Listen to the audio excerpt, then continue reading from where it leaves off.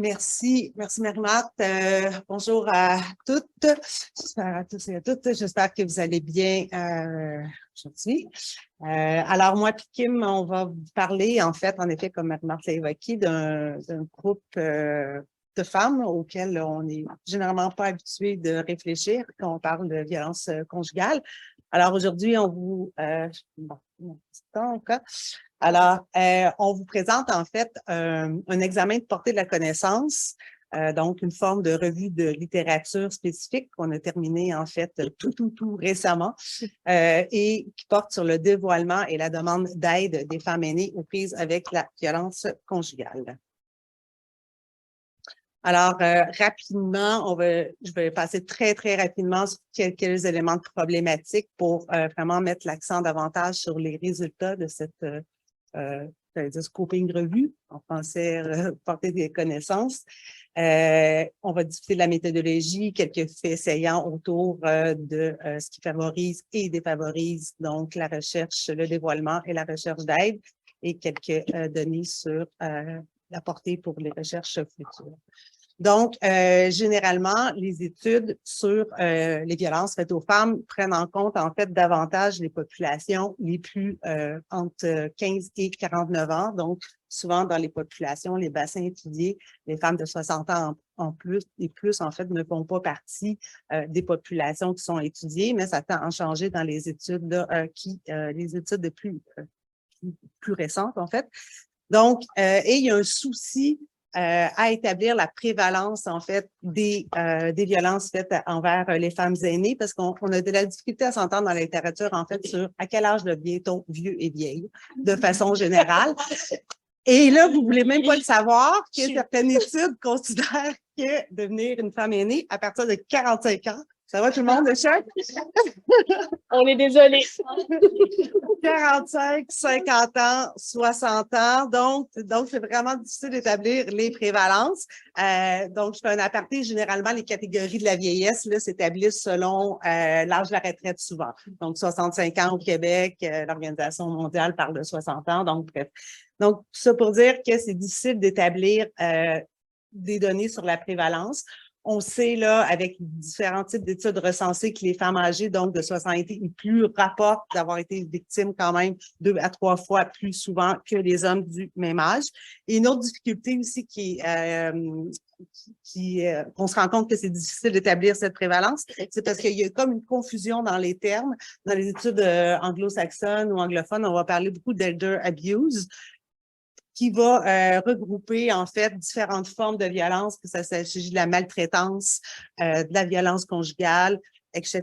Donc, c'est vraiment difficile de départager là-dedans, mais pour vous donner une idée, là, il y a une méta-analyse en 2019 qui a été publiée, qui regroupe 50 études faites à travers le monde, et on note à peu près qu'une femme sur 7, une femme aînée sur 7, donc, a été victime de violences, de différentes formes de violence, donc notamment la violence psychologique autour de 12%, ça tombe à 4 pour les violences économiques, 2 pour les violences sexuelles et physiques.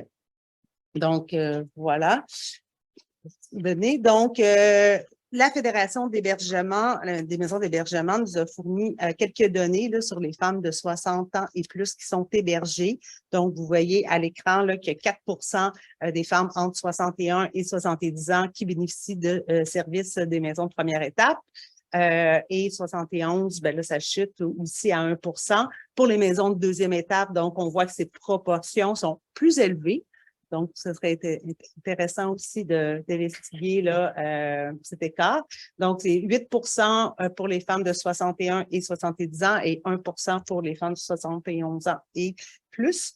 Et dans les services quand même sans hébergement, ben, elles consultent les femmes aînées pour avoir différents types de services et ressources. Donc, on a 6 là, pour les femmes âgées dans la même catégorie d'âge, 60-70 ans, et 1 pour les femmes de 71 ans et plus. Donc, ici, je passe vraiment rapidement là, sur des éléments de problématique. Donc, vous en doutez certainement que traiter la violence conjugale comme une forme de maltraitance, ça pose problème parce que, bien sûr, le caractère genré de la violence et des rapports de pouvoir sont occultés. Et en plus, dans l'intervention, quand ça imbrique l'AGIS, aussi. Donc, ça contribue à occulter encore davantage la problématique et surtout les besoins spécifiques des femmes. Si elles sont victimes de violences conjugales, c'est pas la même problématique que celle de la maltraitance, même s'il y a des accointances entre les deux. Donc, les femmes aînées sont sujettes aux mêmes formes de violence que leurs cadettes. Ces formes de violence-là, bien sûr, s'imbriquent aussi, mais on en sait encore peu, en fait, sur les patterns des manifestations de ces différentes formes de violence dans l'avancée en âge, et on en sait encore moins, en fait, sur ce qui les amène, en fait, à dévoiler la violence dans un premier temps, par exemple, dans l'entourage, et dans un deuxième temps et ou en même temps de faire une demande d'aide. Donc, c'est ainsi, en fait, qu'on s'est intéressé à cette revue de portée des connaissances sous cet angle-là spécifique afin de savoir qu'en est-il plus précisément. Et on en reparlera peut-être en conclusion, ce qui a motivé aussi là, le dépôt d'une demande de financement autour de ces notions du continuum des violences et de leur imbrication et de la demande d'aide aussi.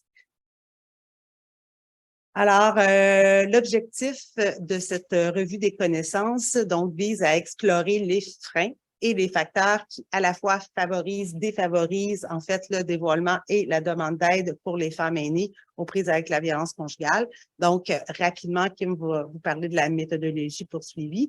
Donc, mais rapidement, ici, l'objectif n'était pas d'avoir une revue systématique des connaissances, mais bien d'avoir un corpus, en fait, représentative et diversifiée des écrits portant spécifiquement sur cet angle-là des conditions qui favorisent et défavorisent le dévoilement de la violence. Bon, moi, ça va être super plaisant. Je vais vous parler de méthodologie et je parle également très rapidement, puis j'ai un petit accent francophone hors Québec. Donc, veuillez me le dire si vous ne comprenez pas ou si vous voulez que je ralentisse. Dans l'objectif de notre scoping review ou examen de portée des connaissances, donc, on a consulté plusieurs moteurs de recherche. On a commencé en premier avec Sophia et Omni pour ensuite consulter 4 bases de données, dont 2 en français, Érudit et Kern, et 2 en anglais, Social Service Abstract et Psych Article, ainsi qu'une analyse documentaire un logiciel d'analyse documentaire LitMaps. On a utilisé plusieurs des mots-clés qui sont listés justement sur la diapo. L'objectif original était vraiment de pousser la recherche en ajoutant des termes en lien avec le dévoilement et la demande d'aide aux termes qui sont déjà indiqués sur la diapo. Mais les résultats de recherche étaient pratiquement zéro lorsque j'ajoutais les différents mots en lien avec, par exemple, dévoilement, service, demande d'aide, support, help seeking, etc. C'était vraiment trop spécifique, cette utilisation des mots-clés, donc ça ne générait pratiquement aucun résultat. Les 3 textes qui ont été utilisés avec LitMaps, c'était les textes de Beau-Laurier 2005 et 2017, qui sont les textes pionniers sur la demande d'aide, le help seeking. Et le texte de Weeks et Hall 2021, qui est un texte très récent, portant sur la demande d'aide et l'offre de services. C'est un texte canadien. Alors, ce sont les 3 textes qui ont été utilisés pour LitMaps. Ensuite, les critères d'exclusion et d'inclusion. On a donc cherché plutôt des recherches universitaires, des livres, des chapitres de livres, thèses, mémoires de recherche, en français et en anglais, donc des textes en français et en anglais. La violence conjugale commise par des hommes à l'égard de femmes de 45 ans et plus. Encore une fois, je suis très désolée. Des textes qui abordent spécifiquement la demande d'aide ou le dévoilement.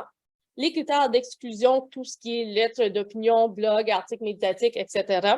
Violence familiale, donc les textes où c'était impossible de différencier la violence conjugale de la violence familiale, donc la violence conjugale commise par un partenaire intime masculin envers une femme. Tous les documents où il était également impossible de pouvoir déterminer si on parlait de violence conjugale envers les femmes aînées ou envers les jeunes femmes. Donc, on reconnaît que les hommes peuvent également être victimes de violences entre partenaires intimes et que les femmes peuvent être celles qui commettent la violence. Toutefois, on a décidé, dans le cadre de notre recherche, de retenir les documents qui présentaient les hommes en tant que principal agresseur et les femmes en tant que victimes. L'objectif n'était pas également d'exclure la littérature grise, mais vous allez voir, on l'a inscrit dans les limites, mais elle ressort très rarement dans les moteurs de recherche, dans les bases de données. On a également... non, parfait, pardon, je vous avais déjà dit ça. Donc, l'échantillon, on a retenu 21 documents, dont vous pouvez voir ici l'étendue de l'âge des femmes aînées. Et les femmes aînées de 45 ans et plus étaient ce qui est ressorti le plus.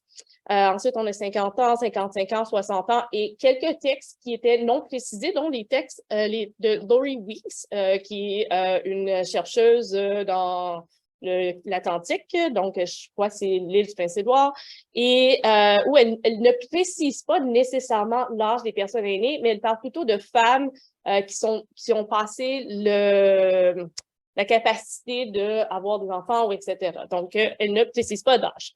Les types de sources, comme vous pouvez voir, articles scientifiques, revues systématiques et littérature, qu'on a également maintenu, chapitres de livres, thèses de doctorat, et on a tenté également d'aller chercher des études qui étaient un peu partout, Canada, États-Unis, Angleterre, Espagne, plusieurs pays.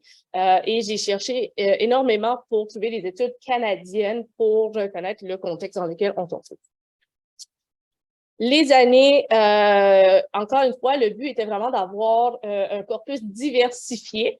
Donc, d'avoir des années qu'on partait vraiment plus tôt et à s'en à aujourd'hui.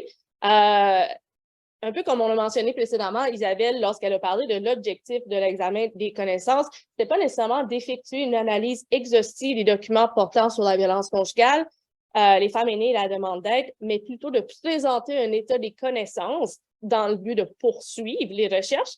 Alors, on n'a pas nécessairement identifié de date spécifique pour les documents à retenir.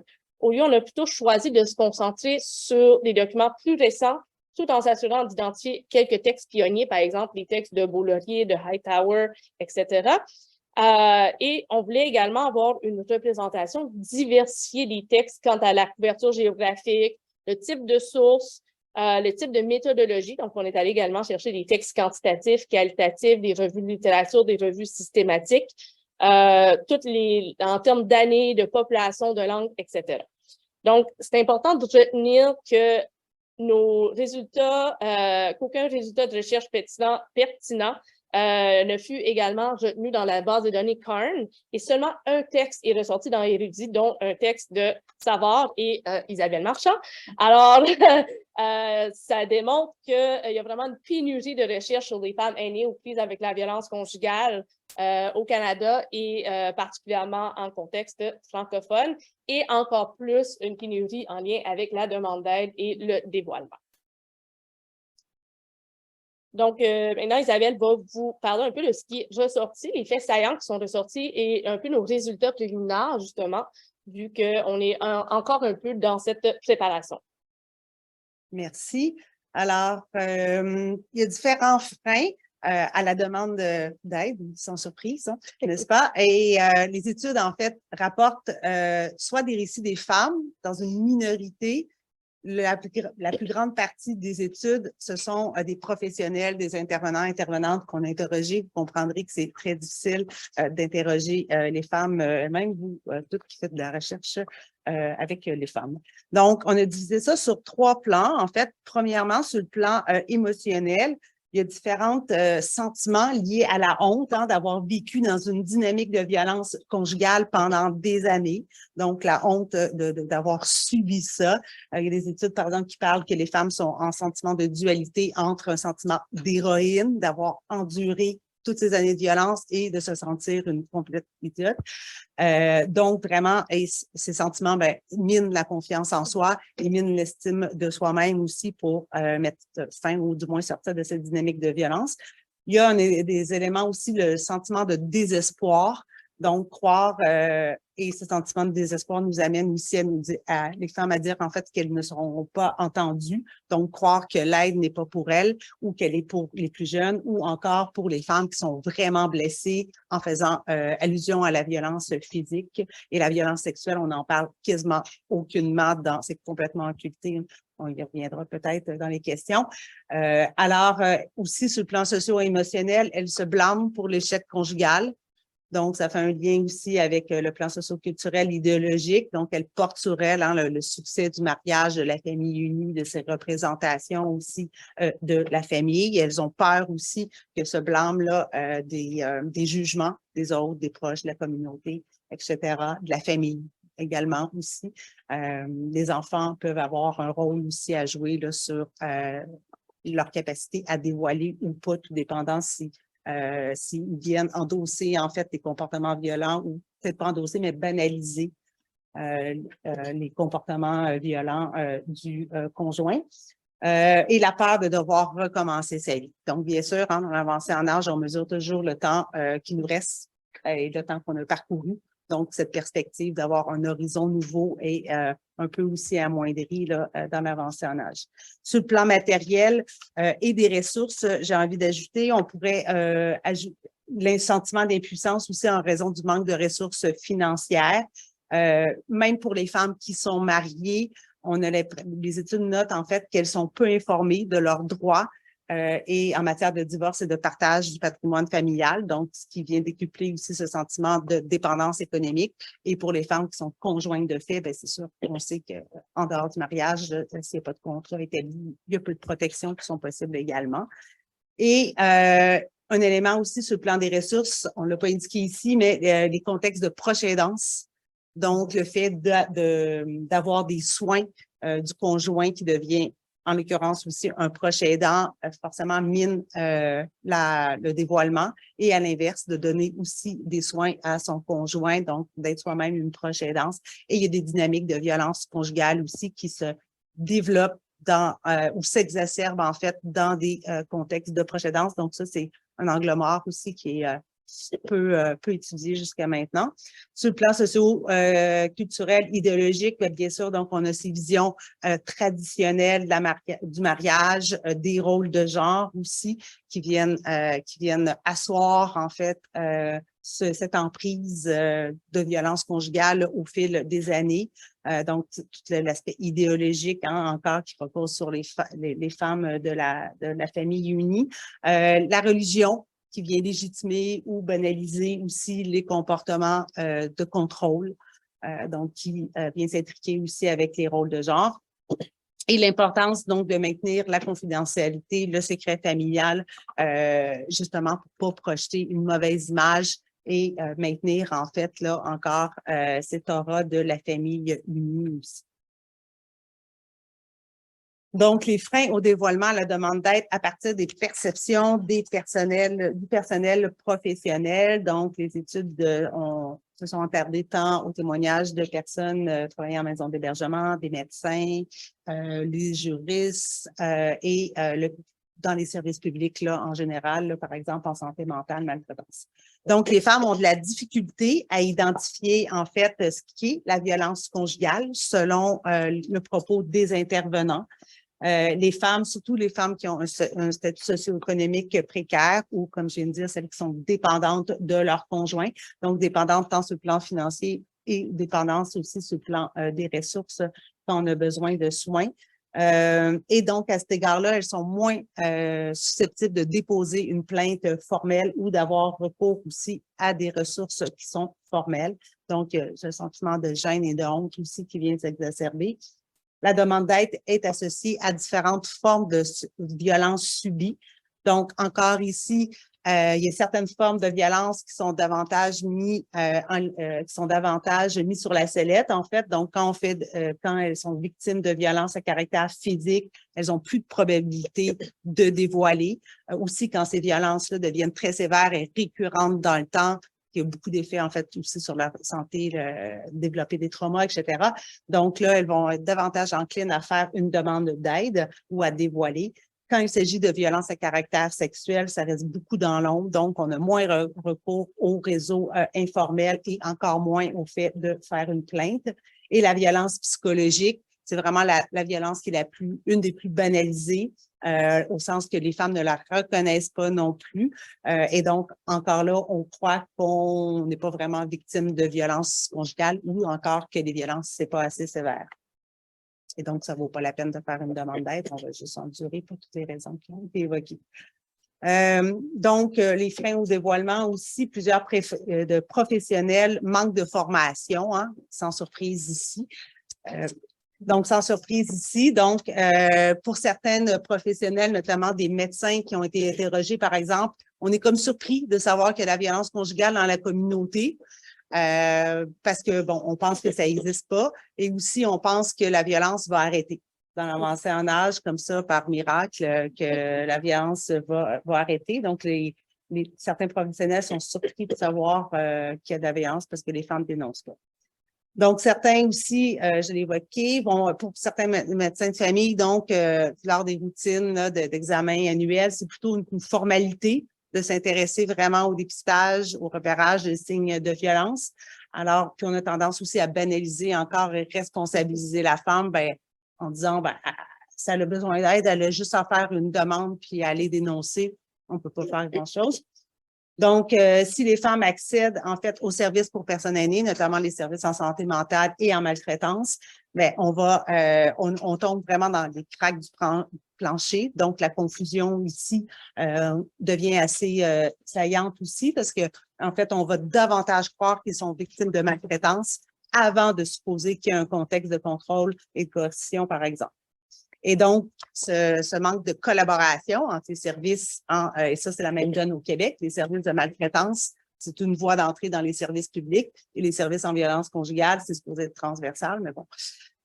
Donc, ces services-là ne se parlent plus ou moins ou voire pas du tout. Donc, le manque de collaboration fait que les femmes aînées tombent dans ces cracks déclenchés quand elles consultent.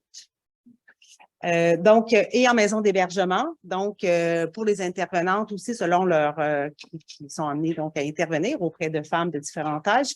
Donc, pour les femmes aînées, hésitent à avoir recours aux services parce que pour elles, les maisons d'hébergement ne semblent pas répondre à leurs besoins, et ça sur différents plans. Bien sûr, on peut penser à l'accessibilité physique, par exemple, de certaines maisons, notamment pour les femmes qui commencent à subir des pertes de mobilité, par exemple, mais aussi pour d'autres aspects comme la prise de médicaments accessibles ou non accessibles. Est-ce que les médicaments sont surveillés? Est-ce que les femmes peuvent avoir accès à leurs médicaments quand elles le souhaitent? Et aussi pour le soutien à la prise de médicaments également. Donc, c'est un enjeu pour elles. Le manque de tranquillité aussi, notamment dans les maisons où il y a beaucoup de place et où il y a beaucoup d'enfants aussi. Donc, ça peut devenir dérangeant, notamment pour les femmes aussi qui peuvent avoir plusieurs problèmes de santé. Et ça, je ne l'ai pas évoqué, mais c'est une autre des conséquences aussi, là, les sévères traumas subis au fil des années amènent des conséquences assez graves. Donc, parfois incapables de se déplacer ou de vouloir participer aux activités de la commune. Donc, plusieurs ne souhaitent pas quitter cette relation pour les différentes raisons évoquées, mais aussi, et peut-être que ça peut avoir l'air anodin dit comme ça, mais elles ont souvent des animaux de compagnie, notamment en contexte ruraux, et on ne veut pas les quitter parce qu'on a peur aussi que le conjoint s'en prenne à ces derniers également. Donc, les services de jour, ça serait vraiment plus adapté pour elles. Donc, je sais qu'on est entre vous et le dîner, mais on a encore quelques diapos. Donc, on a décidé également de oh mon Dieu, je m'excuse. Donc, on a décidé également de se concentrer sur les particularités des milieux ruraux, parce que justement, dans l'étude de Savard et Marchand en 2016, c'est indiqué qu'il y a un grand pourcentage des communautés canadiennes qui se retrouvent en milieu rural, dont notamment au Québec. Et donc, les services en violence conjugale sont beaucoup moins accessibles, même parfois inexistants. Pardon. Et il y a également un enjeu de transport, par exemple, pour pouvoir se rendre aux maisons d'hébergement qui sont beaucoup plus loin, qui ne sont pas nécessairement accessibles par autobus ou par taxi, ou bien l'application Uber n'existe pas, justement, dans les milieux ruraux. Il y a encore moins de services qui sont adaptés en violence conjugale pour les femmes aînées dans les milieux ruraux. Il y a aussi un grand manque de confidentialité. Hein. Souvent, les femmes aînées, pas juste les femmes aînées, mais les femmes en général qui subissent de la violence conjugale, soit maintenir la confidentialité, soit le garder de manière privée. Dans une petite ruralité, c'est beaucoup plus difficile en lien avec les enjeux de confidentialité. Ce qui entraîne souvent un sentiment d'insécurité pour également dénoncer la violence. L'effet du boys club rural également. Donc, on parle de masculinité hégémonique qui s'encourage de manière assez intense en milieu rural, donc où les forces policières vont avoir moins tendance à intervenir si l'agresseur est une personne connue dans la communauté ou si c'est une personne que le ou la policière, les personnes des forces policières connaissent personnellement. On joue au poker ensemble le vendredi soir où on va prendre une bière de samedi midi, je sais pas. Alors, on a beaucoup moins tendance à vouloir déposer des plaintes ou à vouloir reconnaître qu'il y a un enjeu de violence conjugale. Il y a également la culture des armes à feu en région rurale. Ça a été aussi nommé dans les études américaines où les armes à feu sont beaucoup plus présentes, mais aussi en région rurale au Canada où la chasse est très populaire, en fait. Donc, il y a une très grande part du féminicide parce qu'il y a un accès aux armes à feu assez facile. Donc, ça représente d'autres facteurs qui maintiennent les femmes dans un contexte de violence conjugale. Donc, dans beaucoup des études, il y avait pas beaucoup d'indications sur ce qui favorise le dévoilement et la demande d'aide. Il y avait beaucoup plus de freins qui étaient indiqués. Heureusement, on en a quand même pu en ressortir. Donc, d'après les récits des femmes aînées, elles ont noté être prêtes au dévoilement si, par exemple, là où le prestataire faisait preuve d'empathie, de soutien, donc qui étaient des attitudes valorisantes, notamment si lors d'un check-up de santé, la personne le médecin ou la médecin vont démontrer de l'empathie et du soutien, c'est pas juste bon, on le fait parce qu'on est obligé de le faire, ben elles vont avoir plus tendance à vouloir le dévoiler. Donc, des interventions qui sont basées sur la conscientisation à la violence conjugale et l'empowerment. Les croyances religieuses et spirituelles, c'est un frein, mais c'est également favorisant au dévoilement. Donc, les personnes qui représentent la religion vont plus avoir tendance à nommer « non, regardez le statu quo, s'il vous plaît, travaillez sur votre relation », tandis que avoir une croyance religieuse ou une certaine spiritualité, c'est une manière de s'attacher à quelque chose et c'est favorisant pour donc trouver la force de faire face à la violence conjugale et donc ensuite faire une demande d'aide. Les femmes ont également nommé dans les études des groupes d'intervention et de soutien spécifiques aux femmes aînées. D'après les professionnels ou les intervenantes, donc c'est nécessaire d'avoir une collaboration entre les différents services, donc c'est-à-dire, par exemple, les services en maltraitance et les services en violence conjugale, les campagnes de publicité qui font référence à la violence conjugale tout au long de la vie. Donc, pas juste avoir des femmes jeunes, par exemple, sur les affiches de publicité ou etc. Offrir un soutien qui ne nécessite pas nécessairement que les femmes quittent la relation. Donc, des plans de sécurité qui sont adaptés aux femmes aînées dans différents contextes également, donc les contextes ruraux, les contextes, différents contextes. Un meilleur financement, mais je pense que je vous apprends rien à ce niveau-là. Hein. Je pense qu'on demande, surtout en milieu communautaire, on demande toujours un meilleur financement et également embaucher des intervenantes plus âgées et encourager un service de mentorat entre les participantes. Donc, des femmes aînées qui ont déjà participé à un groupe, qui ont déjà reçu un type d'intervention par un service, donc ensuite de redonner en titre de mentorat. Finalement, les limites et donc les indications pour la recherche future. Justement, ce que je vous nommais un petit peu plus tôt, les rapports gouvernementaux ne sont pas ressortis dans les moteurs de recherche et les bases de données. Justement, on a un rapport de Montminy et Drouin qui a été remis au ministère de la Santé et Services sociaux, j'avais peur de me tromper de ministère, qui n'est pas ressorti, mais qui est un outil très pertinent par rapport au sujet de notre recherche. Il y a un grand manque d'études, en fait, une pénurie d'études francophones au sujet de la violence conjugale, les femmes aînées et le dévoilement et la demande d'aide. Il y a très peu d'informations sur des femmes aînées PANDEC, donc des personnes autochtones, noires et de couleur au plus avec la violence conjugale. Je vais rentrer, par exemple, tout ce qui est la réalité des femmes immigrantes, des femmes réfugiées. Et aucun document sur les femmes aînées des communautés de LGBTQIA+, notamment les femmes aînées trans et la place qui est prise dans les maisons d'hébergement et également tout ce qui est dans les services pour personnes âgées. Donc, voilà, ce sont nos recherches. Merci.